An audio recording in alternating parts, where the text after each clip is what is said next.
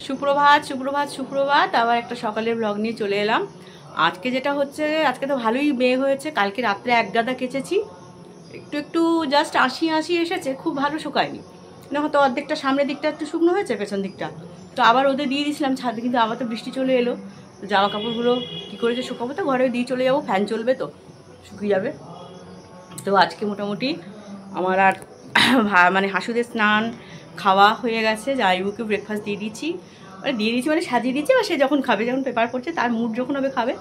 আর জামাইবাবুর ভাত হয়ে গেছে, জামাইবাবুর তরকারি একটা শুধু শুক্তো তিতো তরকারিটা করবো না, কুদরি ভাজা মাছের ঝোল তো করাই আছে, শুধু একটু তিতো তরকারিটা হবে। আর আমার হবে একটু দই আলুর দম আর লুচি।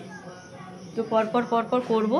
চলো সামনে থেকো, ভালো থেকো সবাই, বাই। তো বিপত্তারিণী পুজো, যে ময়দাটা আমি একটু বেশি করেই মেখে রেখে দিলাম, এবেলা যেটা হবে হবে, বাকি রাত্রের জন্য যদি থেকে যায় থেকে যাবে। তো একবারই আমি মেখে রেখে দিলাম। ওবেলা একটু ছানার ডালনা করবো। অ্যাকচুয়ালি ওবেলাটা তো শরীরটা একদম ছেড়ে দেয়, পাটা তো মচকেছে, পা এমনিতেই মচকেছে, আঙুল মচকেছে। তো ময়দা মেখে রাখলাম, এবারে পরের জন্য একটুখানি সবজি করবো একটা, আর আমার একটু আলু কষা দেবো, মানে দই আলু। সকালবেলাটা তো আজকে খুব হুড়মুড় হচ্ছে, যেহেতু আমার আজকে ফাস্টিং রয়েছে, তো আমাকে একটুখানি আমার মতন করে নিয়ে যেতে হবে। তো একটু দই আলুর দম করবো, আর ময়দা তো উপরে রেখে এসেছি, পরোটা উপরে ভাজবো। আর এখানে তোমাদের জামাইবাবুর জন্য যেটা হচ্ছে, একটু মাছের ঝোল তো কালকে করাই রয়েছে, আর একটু উচ্ছের তরকারি ভালোবাসে, একটু উচ্ছে দিয়ে বেগুন দিয়ে ওই জন্য একটা চচ্চড়ি মতন করে দেবো, আর উপরে গিয়ে পরোটাটা ভেজে নেবো। আর আলুটা এখানে ভাপাতে বসেছি, দেখো আলুটা আমি ছোটো ছোটো করে ভাপিয়ে নিয়েছি। আর যেটাই দেবো ফোড়ন দেবো একটুখানি, দেখো এলাচ লবঙ্গ থেঁতো করে নিয়েছি, শুকনো লঙ্কা, লবঙ্গটা ছিটকে ওদিকে চলে গেছে, জিরে এটা ফোড়ন দেবো, আর একটু জিরে বাটা দেবো, আদা কাঁচা লঙ্কা বাটা দেবো, টক দই ফেটিয়ে রেখে দিয়েছি, এটা আমার বাড়িরই টক দই। আর এইটা হচ্ছে শুকনো লঙ্কার গুঁড়ো আর হলুদ আর নুন একবারে একটু এর মধ্যে আমি গুলিয়ে নিয়েছি। তো চলো, আর লাস্টে যদি একটুখানি বিরিয়ানি মশলা ইচ্ছে করে তো একটু দেবো। তো চলো রান্নাটা বসাই। অলরেডি তেলটা আমার ফেনাটা মরে এসছে, এই গরমই হয়ে গেছে প্রায়। তো আমি একটা শুকনো লঙ্কা ফোড়ন দিয়ে দিলাম জিরে ফোড়ন, দিয়ে দিলাম এলাচ আর লবঙ্গ, সুন্দর একটা গন্ধ বেরিয়ে গেছে। এবারে আমি পরপর এর মধ্যে দিয়ে দেব জিরে বাটাটা দিয়ে দিলাম, এবার আদা বাটাটা দিয়ে দিলাম।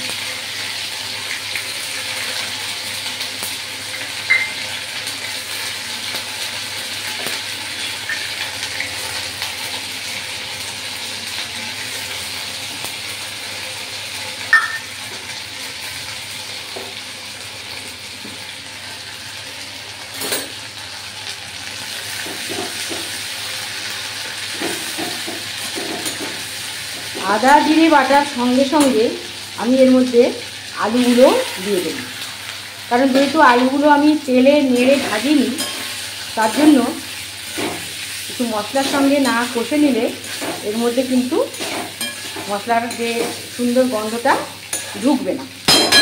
তো এর মধ্যে এবারে আমি যেটা দিয়ে দেবো, এখানে যে আমার হলুদ নুন আর লঙ্কার যে গুঁড়োটা আমার পেস্ট করা ছিল, একসঙ্গে যেটা গোলা ছিল, সেটা আমি দিয়ে দিই।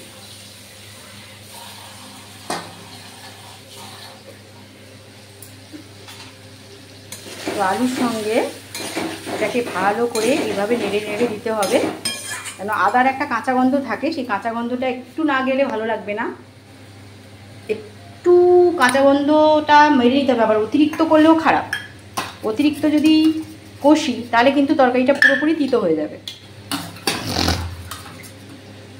তো অবশ্যই একটু ফ্লেমটা বাড়বে এবার।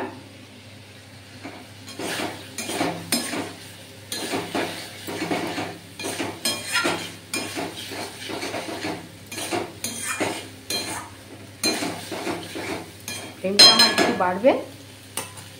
তো এইবারে আমি গ্যাসের ফ্লেমটা একদম কমিয়ে দেবো, দেখো সিমে করে দিলাম, করে এর মধ্যে আস্তে করে আমি টক দইটা ঢেলে দিলাম। টক দইটা দিয়ে তারপরে একটু বন্ধ করছি। তো একটু ঠান্ডা হয়ে গেছে, এবারে আমি গ্যাসটাকে আবার জ্বালাবো।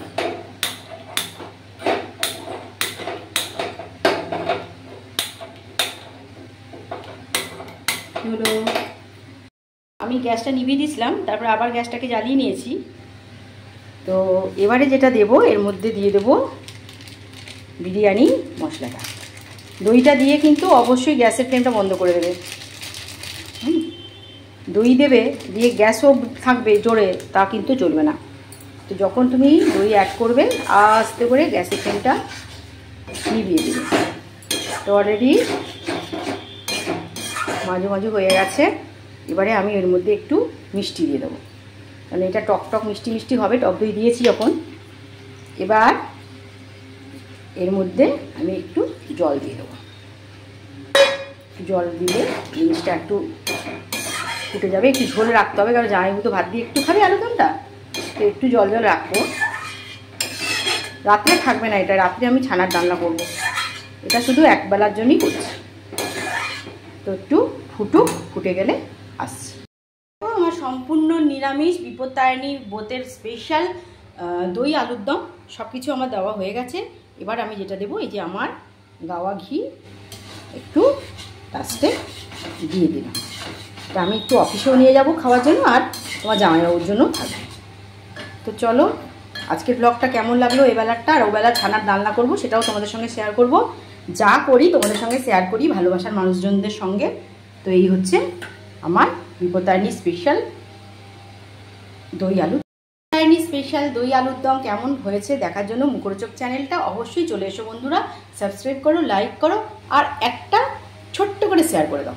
পরোটাগুলো আমার বেলা হয়ে গেছে।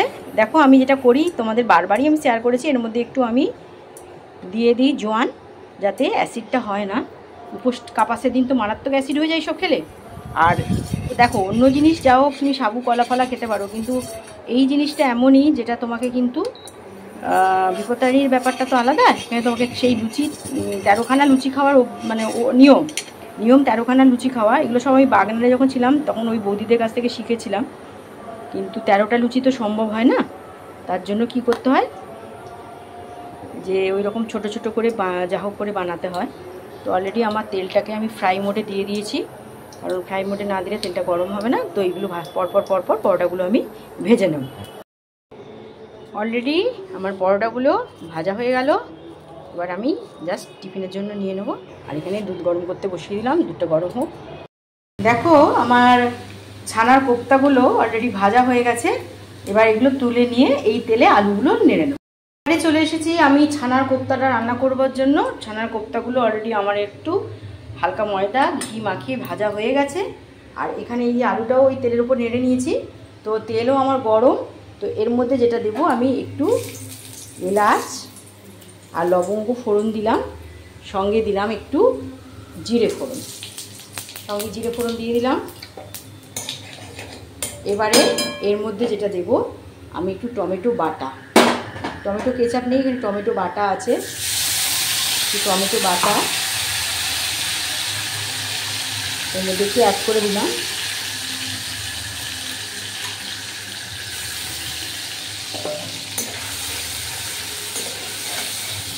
তো টমেটোর কাঁচা গন্ধটা যতক্ষণ না যাচ্ছে ততক্ষণ আমি আরেকবার একটু আসছি, টমেটো কাঁচাটা কেটে যাক, তারপরে আবার আসছি। এবারে দেখো আমার এই যে ছানার কোপ্তা বানিয়ে রেখেছি একটু হালকা ময়দা দিয়ে আর আলু। তো অলরেডি আমার এখানে আমি দিয়েছি একটু এলাচ লবঙ্গ জিরে ফোড়ন, তাতে একটু দিয়েছি টমেটো বাটা। এবারে আমি বাটনাগুলো এর মধ্যে পরপর মেশাতে থাকবো। কী কী মেশাচ্ছি দেখো, আমি দেব হলুদ গুঁড়ো, একটু হলুদ গুঁড়ো দিলাম, আলু আছে একটু নুন দিলাম, নুনটা দেখি যদি লাগে, কারণ এটা আমি তো পরোটা দিয়ে খাবো, খুব মানে নুন হলে ভালো লাগবে না। এর মধ্যে দিলাম একটু জিরে বাটা, আর এর মধ্যে দিলাম একটু আদা বাটা। জিরের সঙ্গে শুকনো লঙ্কা বাটা আছে, আদার সঙ্গে আছে কাঁচা লঙ্কা বাটা।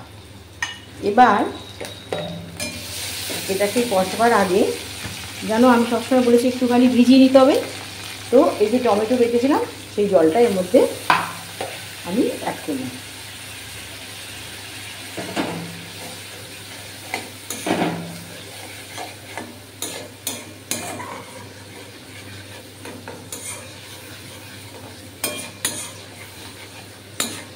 ভালো করে একটু কষা হোক। আর একটু কষা হয়ে গেলে এর মধ্যে আমি ঝালটা টেস্ট করব, যদি লাগে তো দেবো, নালে নয়। আর দেবো নকুল দানা, এগুলো আমার পুজোর নকুল দানা, সন্ধ্যের সময় বেশি হয়ে গেছিলো, তো সেটা এর মধ্যে দিয়ে দেবো। যদি মিষ্টি লাগে তারপরে আবার একটু মিষ্টি দেবো।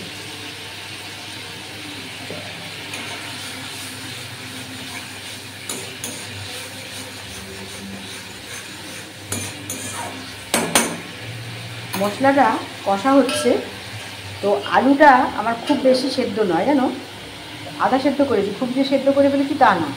তো আমি এর মধ্যে এই মশলাটা, এই তেলটা ছেড়ে এসছে, এর মধ্যে আমি আলুগুলো দিয়ে দিলাম।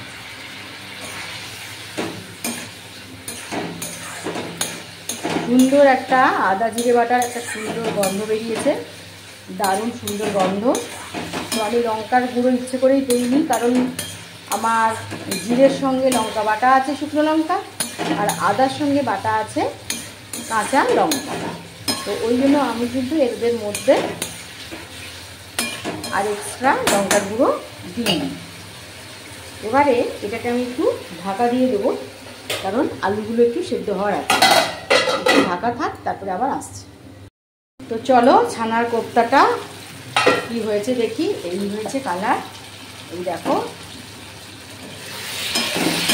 এইভাবে আমার মশলাটা কষা হয়ে গেছে। তো এবারে আমি এর মধ্যে যেটা দেব, এর মধ্যে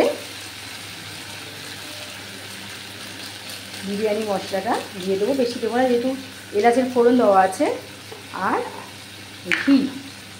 ঘিটা যেটা আছে সেটা দিয়ে দেবো। আর একটু পরে আমি একটুখানি আছে তো, এটাকে আমাকে ওই ছুরি দিয়ে খুঁচি খুঁচি দিয়ে দিতে হবে। হ্যাঁ, রেডি রেডি। এবার এর মধ্যে আমি দিয়ে দেবো একটু জল, কারণ এটা যখন ফুটবে তখনই আমি এর মধ্যে দিয়ে দেব আমার ছানার কোপ্তাগুলো।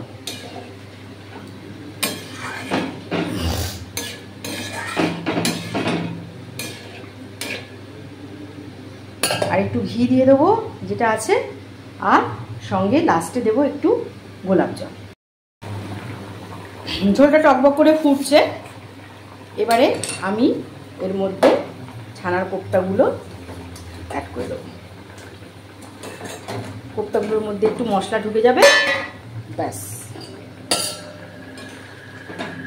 তারপরেই আমার রান্নাটা রেডি হয়ে যাবে। এবং লাস্টে আমি এর মধ্যে একটু দিয়ে দেব গোলাপ জল। সম্পূর্ণ নিরামিষ মহাস্বাদের ছানার কোপ্তা রেডি হয়ে গেছে। এবারে এই ছানার কোপ্তা জাস্ট আমরা এবার খাবো। তো অলরেডি আমি পরোটা দিয়ে খাবো, আর তোমাদের জায়গু খাবে এটা রাইস দিয়ে, ভাত দিয়ে খাবে, আর সে কিছু খাবে না। তো এর মধ্যে যেটুকু দেবো আমি একটুখানি খাওয়ার যে গোলাপ জল জাস্ট একটু লাস্টে ছড়িয়ে দেবো, হয়ে গেল। আর পুরো রেসিপি আমার মুখরোচক চ্যানেলে, মৌস মুখরোচক করলেই করবে, দেখতে পাবে। আর সবাই দেখো কেমন হলো, সাবস্ক্রাইব করে দিও, লাইক দিও, শেয়ার করো যদি ভালো লাগে, না হলে করার দরকার নেই। তো শুভরাত্রি। আজ সারাদিন বিপত্তারিণী মায়ের অনেক জায়গায় পুজো হয়েছে, সুন্দর, এখনও পর্যন্ত ঘণ্টার ধ্বনি, খুবই ভালো লাগে। মা খুবই জাগ্রত, বিপত্তারিণী মাকে যদি কেউ মন দিয়ে ডাকে তো যথেষ্টই সেটার খুব সিদ্ধি হয়। তো আমি এটা মুখরোচক চ্যানেলে পুরোটাই দিয়ে দিয়েছি কিভাবে করবে যে কোনো ভেজ ডেতে, তো সেটা দেখে নাও। তো ভালো থেকো সবাই, বাই, শুভরাত্রি।